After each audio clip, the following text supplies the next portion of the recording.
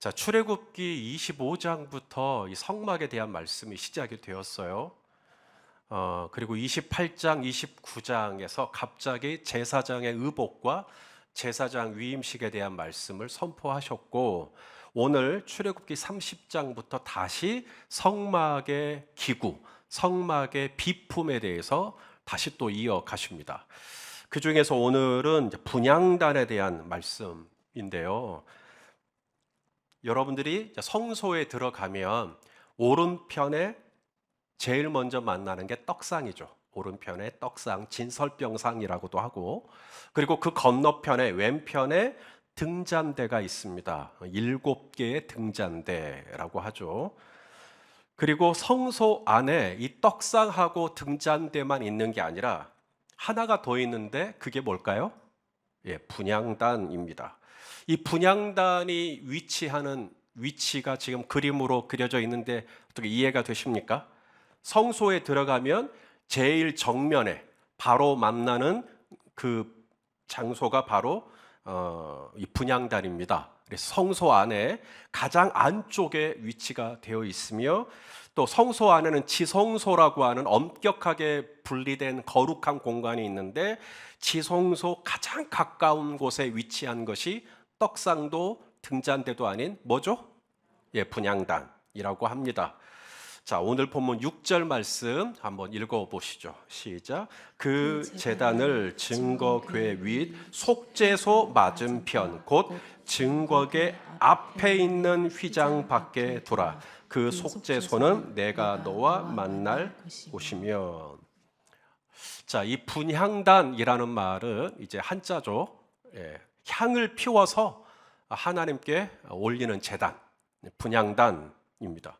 이 분향단의 위치가 처음에 들어왔을 때 제일 먼저 만날 수 있는 곳에 있을 수는 없을까요? 예를 들면 여러분들이 이제 성막으로 들어오면 제일 먼저 만나는 게 번제단입니다.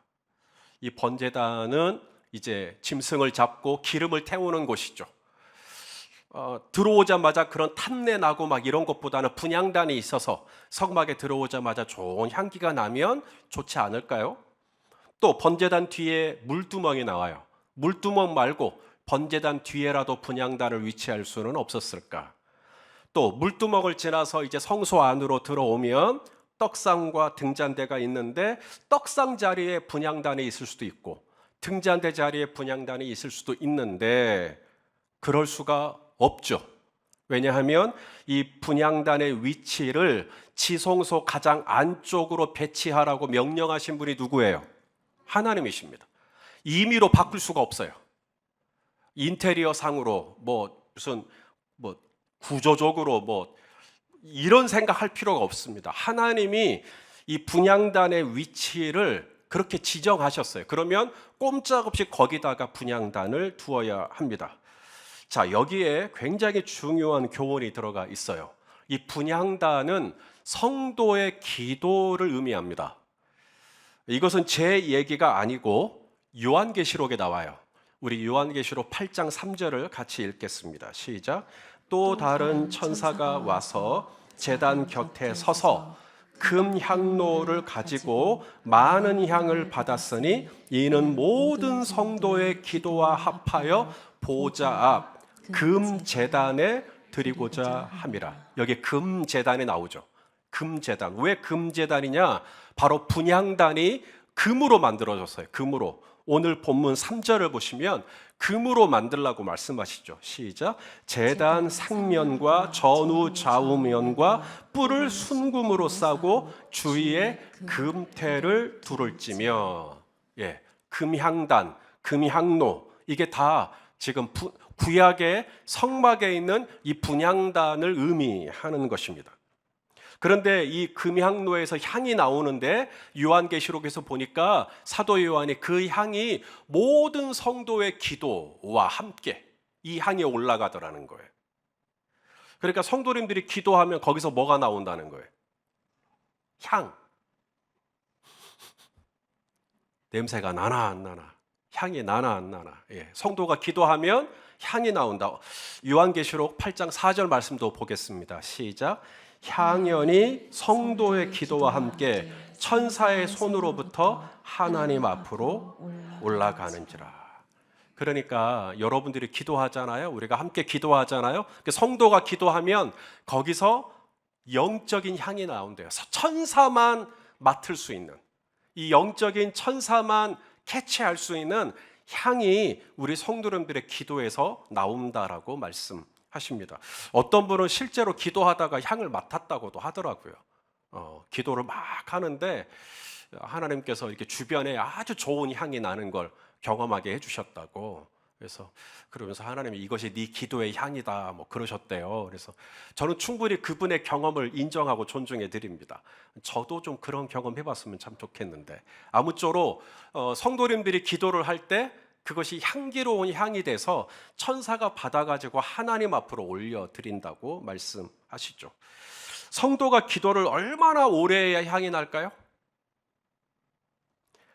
물론 성도가 오래오래 기도하면 좋죠. 그런데 성도가 기도할 때 나는 향은 성도의 노력 여하에 달려있지 않습니다.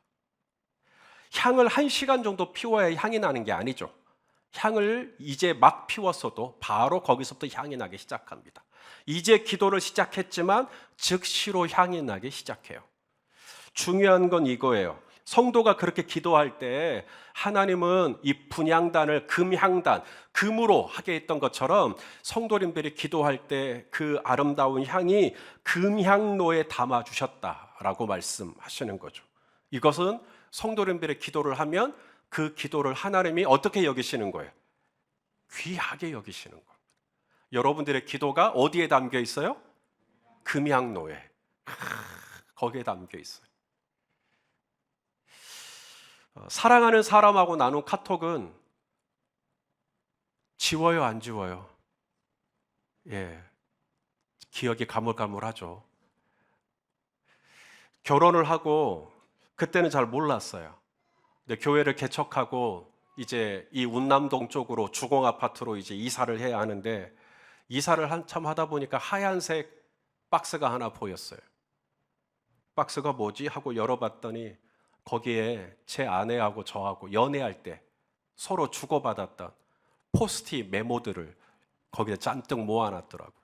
근데 그 내용이 뭐 이런 거예요. 나 잠깐 화장실 갔다 올게. 그게 무슨 대단한 내용이라고. 그런데 오빠가 쓴 글씨니까 그걸 또 박스에 고이 접어서 담고 있더라고요. 예. 지금은 그 박스 있어요, 어디에? 잘 모르겠어요. 지금도 있대요. 지금도 있대요. 이게 제 아내의 수준입니다. 예. 아니, 화장실 갔다 올게라는 그 메모가 뭐라고? 그래도 사랑하는 사람의 입에서 나오는 기도, 하나님이 금향로에 담으시는 거죠. 금향로에. 자녀들이 성장할 때 크레파스 같은 걸로 막 그림을 그리죠. 말도 안 되는 그림이죠. 아빠야, 이건 엄마야, 이건 나야, 이건 여동생이야. 야, 이건 그림도 아니야. 꾸깃꾸깃해서 버리는 강 큰 아빠는 이 세상에 없습니다. 아무리 사소해 보여도 그걸 잘 간직하죠. 하나님 앞에 우리가 얼마나 기도를 잘해야 금향로에 담아주시는 거 아닙니다. 우리가 1시간 정도 기도한다, 정말 좋은 일이지만 그 정도 기도해야 우리 기도를 금향로에 담으시는 것도 아니고요. 우리 성도님들이 오늘 당장, 지금 당장 기도를 시작하면 그 기도를 단 한마디로 끝내는 기도라 할지라도, 화살기도 같은 거 있죠. 한마디로 끝내는 기도라 할지라도 하나님은 하나도 버리지 아니하시고 우리 성도님들의 기도를 다 금향로에 담아주시는 줄로 믿으시길 바랍니다. 자, 그렇다면 우리 성도님들이 이제 천국에 가시면 우리 설수경 집사님 이름으로 된 분향단을 이제 금향로를 만나게 될 거예요. 금향로가 여러 개가 있을 거 아닙니까? 문수원, 정효진, 박세일, 조정희. 근데 이제 설수경 집사님 금향로 보고 싶어요, 안 보고 싶어요? 보고 싶어요. 거기에 향이 얼마나 담겨 있을까요? 예, 갑자기 고개를 이제 숙이시죠. 왜냐하면 이런 질문은 굉장히 안 좋은 질문입니다. 하나님이 감동받으시는 건 금향로에 담겨있는 향의 양 때문이 아닙니다. 하나님께서 중요하게 여기는 것은 어찌하든지 성도님들이 기도하는 그 자체죠. 하나님께서 성도의 기도를 소중히 여기시는 또 하나의 증거가 있습니다. 바로 이 분향단의 위치입니다. 이 분향단의 위치가 어디에 있냐면 하나님의 임재를 상징하는 지성소 가장 안쪽에 있습니다. 여러분, 이건 뭘 의미할까요? 하나님은 기도하는 자에게 어떻게 하신다는 거예요? 가까이 하신다는 것을 의미하는 거죠. 자, 우리 시편 145편 18절 말씀을 읽겠습니다. 시작.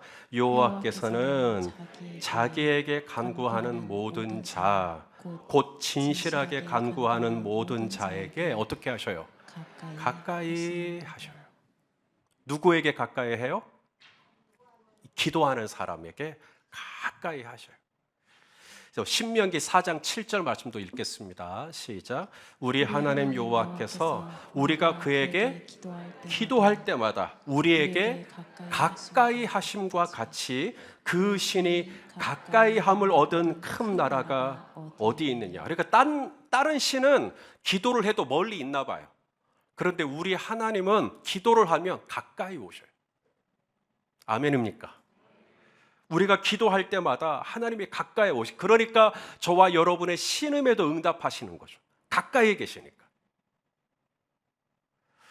우리 성도님들은 기도를 중요하게 여기실 거예요. 기도가 얼마나 중요하냐 그러면 기도 중요하다고 아마 목에 핏대를 올리실 겁니다. 그런데 많은 사람들이요, 이 금양로에다가 인맥을 담아요. 인맥이 가장 중요한 거죠. 인맥이 기도보다 더 중요해요. 또 어떤 분은 금양로에 지식을 담아요. 그래서 지식이 하나님께 기도하는 것보다 더 중요해요. 또 어떤 분은 금양로에 자기 자녀를 담기도 해요. 하나님께 기도하는 것보다, 하나님 의지하는 것보다 자녀가 더 중요하다는 거예요. 어떤 분은 금양로에 본인의 명예를 담습니다. 어떤 분은 금양로에 돈을 담죠. 돈이 중요하다. 금은 보화를 거기다 담습니다. 가장 가치 있다고 여기는 것을 금향로에 담기 마련이에요. 그런데 우리 하나님은 이 금향로에다가 뭘 담으시냐면 여러분의 외모 안 담습니다. 여러분의 재능 안 담습니다. 여러분의 경험 담지 않습니다. 하나님의 금향로에 담으시는 것 딱 하나예요. 뭐죠? 우리가 기도할 때 그 기도를 담으셔요. 뭐니 해도 중요한 건 머니가 아닙니다. 뭐니 해도 중요한 건 하나님께는 기도예요. 누군가는 말하죠. 시간이 금이다. 하지만 성경은 말합니다. 기도가 금이다. 기도가 가장 귀해요. 사람은 세상을 바꾸기 위해 출세를 꿈꿔요. 내가 이번에 성공하면, 내가 사업가로서 돈을 많이 버는 꿈, 내가 남이 모르는 뛰어난 지식으로 이 세상을 바꾸는, 혁명시키는 그런 꿈, 내가 남보다 더 높은 지위에 오르는 꿈, 내가 남보다 더 나아지는 어떤 꿈. 그런데 성경은 세상을 바꾸기 위해서 나의 지식이나 나의 경험이나 나의 인맥이나 나의 돈이 아니라 진짜 이 세상을 바꾸고 싶다면 성경은 우리에게 뭐 하라고 말씀하시죠? 기도하라고 말씀하십니다. 자, 마가복음 11장 23절 24절 한번 같이 읽어봐요. 시작. 내가 진실로 너희에게 이르노니 누구든지 이 산더러 들리어 바다에 던져지라 하며 그 말하는 것이 이루어질 줄 믿고 마음에 의심하지 아니하면 그대로 되리라. 그러므로 내가 너희에게 말하노니 뭐라 그래요? 무엇이든지 기도하고 구하는 것은 받은 줄로 믿으라. 그리하면 너희에게 그대로 되리라. 할렐루야. 우리 성도님들의 가정을 바꾸기 위해 얼마의 돈이 더 모아져야 될까요? 여러분의 배우자를 바꾸려면 여러분의 외모가 얼마나 뛰어나야 하는 걸까요?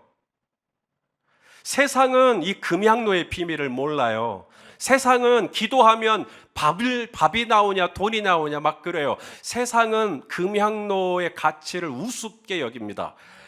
음부의 권세에 제대로 빠진 겁니다. 오늘 말씀을 듣고 기도가 이렇게 중요한 거였구나. 하나님은 내 기도를 이렇게 소중히 다루시는 거였구나. 그럼 기도해야지 하잖아요. 그럼 곧바로 여러분의 귀에 들릴 겁니다. 바쁘잖아. 여유가 없잖아. 시간이 없잖아. 연애할 때는 시간이 없어도 만나더라고요. 제가 전임 전도사 시절에 아침에 새벽에 나가고 아침 7시에 집에 들어왔습니다. 그리고 잠깐 눈 붙이고 9시에 다시 출근. 그리고 오후 6시까지 신방. 신방을 마치고 돌아오면 또 보고를 해야죠. 신방 보고, 회의. 그래서 저녁을 또 같이 먹어요. 저녁을 먹고 나면 운동을 해야 돼요. 그래서 탁구를 쳐요. 그래서 제가 지금도 탁구를 안 쳐요. 탁구를 치면 10시까지. 그래서 밤 10시에 집에 들어갔습니다. 그게 저의 하루 일과였어요.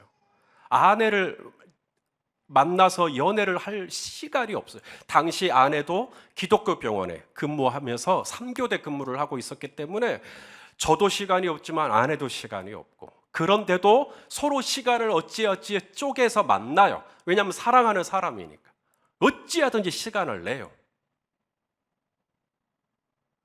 여러분, 기도할 시간이 날 때까지 기다리면 내년에도 내후년에도 기도 못해요. 기도할 시간을 내야 기도할 시간이 나는 겁니다. 아무리 이렇게 말해도 도무지 기도할 시간이 안 보일 거예요. 나의 하루 24시간을 쪼개서 도저히 목사님 저는 기도할 시간이 없어요. 여러분, 우리에게 부족한 것은 기도할 시간이 없는 게 아니라 하나님을 사랑하는 마음이 부족한 건 아닐까요? 사랑하면 사랑하는 사람을 위해서, 사랑하는 대상을 위해서 단 5분이든 10분이든 어찌하든지 시간을 찾아내잖아요. 저는 가장 신기한 게 월드컵 때인 것 같아요. 이 해외에서 월드컵 할 때 다들 안 주무시더만요. 새벽 1시가 돼도 골을 넣는지 안 넣는지 온 아파트가 파리로 광복절이에요. 그냥 와 하는데 이 아파트가 들썩거려요. 와, 기도하자 그럴 때는 그렇게 철야도 못 하시더니 축구 보자고 하니까는 시간을 어찌하든 내는. 제가 거기서 깨달은 게 뭐냐면, 시간은 1시부터 12시로 흐르는 게 아니라 시간은 내 마음이 가는 곳으로 흘러요. 내가 사랑하는 곳으로 시간이 흘러요. 자, 그렇다면 목사님, 저는 기도를 얼마나 해야 할까요? 저는 아무리 기도를 열심히 해도 5분밖에 안 되던데 5분만 해도 될까요? 아니면 누구처럼 저도 1시간을 기도해야 할까요? 또 기도할 때는 꼭 기도만 해야 할까요? 기도가 안 되면 말씀을 볼 수도 있고 큐티를 할 수도 있고, 또 기도하는 시간 대신에 내가 기도할 여유가 없으니까 교회 와서 봉사하면 안 될까요? 기도를 할 때 꼭 무릎을 꿇어야만 할까요? 눈을 감고 손을 모으고 꼭 그렇게 기도해야만 할까요? 자, 이 질문에 대해서는 다음 주에 말씀을 드리도록 하겠습니다. 자, 성도 여러분, 우리 성도님들도 좋은 향을 맡으면 기분이 좋아요, 안 좋아요? 좋죠. 우리 하나님도 흠향하시는 향이 있대요. 하나님이 좋아하시는 향, 그게 바로 기도의 향이래요. 기도의 향.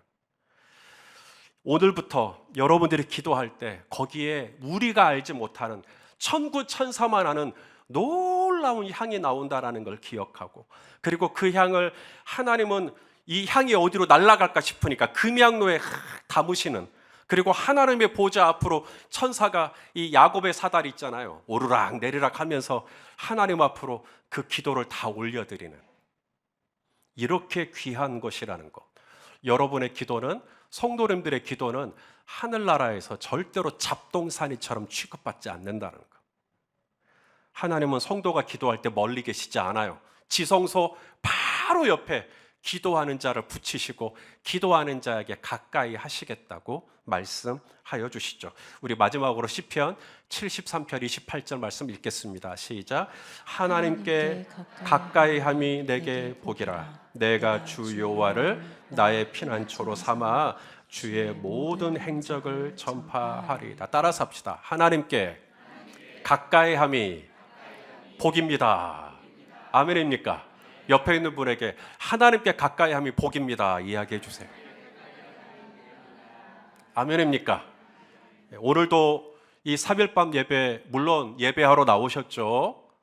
기도하러 나오셨죠. 잘하셨어요. 기도하러 나오셨고 예배하러 나오셨으니까 기왕이면 향이 나야죠. 향이, 하나님이 받으실 만한 향. 오늘뿐만 아니라 내일도 향을 내시고 모레도 향을 내시고 순간순간 또 향을 내시고, 화장실도 괜찮아요. 화장실에서는 우리는 이상한 냄새를 맡을지 모르지만 그 공간에서라도 기도하면 하나님은 아름다운 향으로 받으실 줄로 믿습니다. 성도님들이 가는 곳곳마다 정말 기도를 함으로 말미암아 하나님과 나만이 아는 은밀한 향이 번지는 그런 축복된 남은 3일이 되시기를 예수님의 이름으로 축원합니다. 기도하시겠습니다. 하나님, 분향단을 공부합니다. 하나님께서 얼마나 이 성도의 기도를 기뻐하시는지 이 분향단의 위치를 통해 깨닫습니다.